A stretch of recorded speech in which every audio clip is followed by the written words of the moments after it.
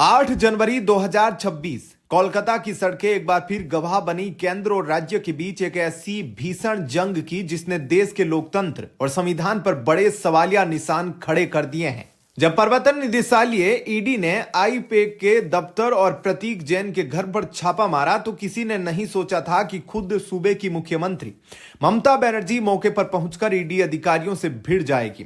क्या ममता बनर्जी ने जांच में बाधा डालकर राष्ट्रपति शासन को न्योता दे दिया है? क्या 2026 के चुनाव से पहले बंगाल की सत्ता दिल्ली से चलेगी?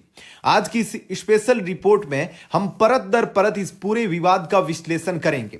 विवाद की शुरुआत हुई फर्जी सरकारी नौकरियों के घोटाले की जांच से। ईडी का दावा है कि एक संगठित गिरोह ने लाखों युवाओं को ठगा और उस पैसे को हवाला के जरिए सफेद किया गया। जांच की आंच पहुंची IUPAC Indian political action committee तक।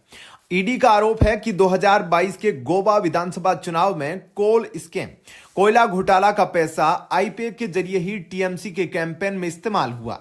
प्रतीक जैन जो आईपैक के सह संस्थापक और टीएमसी के आईटी सेल प्रमुख है, इस पूरी कड़ी में मुख्य सूत्रधार बताए जा रहे हैं। लेकिन असली धमाका तब हुआ जब ममता बनर्जी खुद रेड वाली जगह पहुंची और कथित तौर पर जांच टीम के हाथों से हार्ड डिस्क और दस्तावेज छीन लिए। ममता का तर्क है कि ईडी उनकी चुनावी रणनीति और उम्मीदवारों की लिस्ट चुराने आई थी। अब सवाल कानूनी है, क्या मुख्यमंत्री की जांच में हस्तक्षेप करना संवैधानिक मशीनरी का फेल होना है? पहला, अनुच्छेद 356। अगर राज्यपाल रिपोर्ट दे कि राज्य का शासन संविधान के अनुरूप नहीं चल रहा तो केंद्र राष्ट्रपति शासन लगा सकता है। दूसरा, अनुच्छेद 365। यह सबसे अहम है, यदि राज्य सरकार केंद्र यानी ईडी जैसी केंद्रीय एजेंसी के निर्देशों या कानूनी कार्यप्रणाली में बाधा डालती है तो राष्ट्रपति मान सकते हैं कि संवैधानिक तंत्र विफल हो गया है। कानूनी जानकारों का मानना है कि मुख्यमंत्री को गिरफ्तारी से कोई विशेष छूट नहीं है। अगर ईडी यह साबित कर दे कि ममता ने सबूतों को नष्ट किया या जांच रोकी तो यह आईपीसी की धारा 186 के तहत गंभीर अपराध है।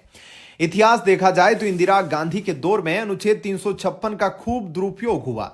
1966 से 1977 के बीच 39 बार सरकारें गिराई गई, लेकिन 1994 के एसआर बॉम्बई केस ने खेल बदल दिया।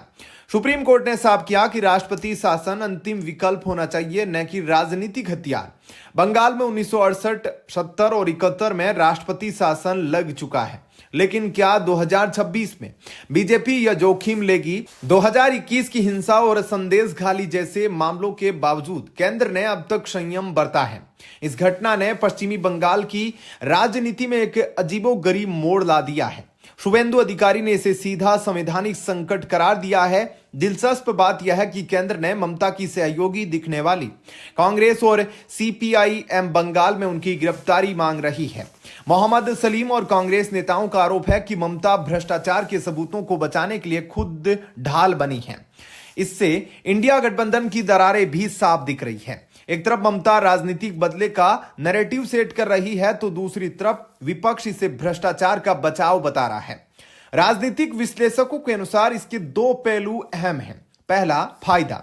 राष्ट्रपति शासन लगने से चुनाव केंद्रीय बलों की निगरानी में होंगे, जिससे हिंसा की संभावना कम होगी और बीजेपी को लेवल प्लेइंग फील्ड मिलेगा। दूसरा, जोखिम। ममता बनर्जी विक्टिम कार्ड खेलने में माहिर है। अगर उन्हें गिरफ्तार किया जाता है या सरकार बर्खास्त होती है तो बंगाल की जनता में उनके प्रति सहानुभूति की लहर दौड़ सकती है, जैसा 2021 में चोटिल पैर वाले वाक्य के बाद हुआ था। बंगाल की राजनीति अब कलकत्ता हाईकोर्ट के गलियारों से लेकर दिल्ली के गलियारों तक गर्म है। क्या ममता बनर्जी ने फाइल्स छीनकर अपने लिए गड्ढा खोद लिया है या यह केंद्र की कोई बड़ी चूक साबित होगी? मामला अब अदालत में है और 2026 का चुनाव अब नीतियों पर नहीं बल्कि अस्तित्व की लड़ाई बन चुका है। आपको क्या लगता है, क्या बंगाल में राष्ट्रपति शासन लगना चाहिए? अपनी राय कमेंट बॉक्स में जरूर बताएं। वीडियो को लाइक करें और बंगाल चुनाव से जुड़ी हर अपडेट के लिए चैनल को सब्सक्राइब करें। धन्यवाद।